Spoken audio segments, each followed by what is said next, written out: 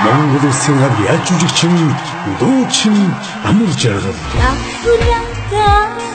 11-р удаагийн сэтгэлийн өнгө тоглолтондоо та бүхнийг урьж байна.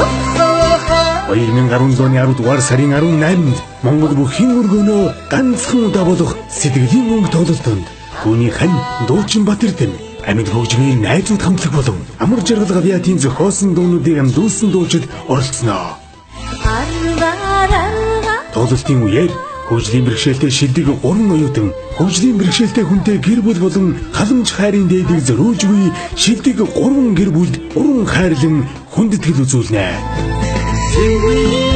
Тоглолтын тасалбарыг Hi-Fi Records-ийн салбарууд бүхэн өргөний кассаар борлуулж байна. 1919-50 үнэгүй хүргэн. Дэлгэрэнгүй мэдээллийг 8899 9699 99 24 76 дугааруудаас лавлно.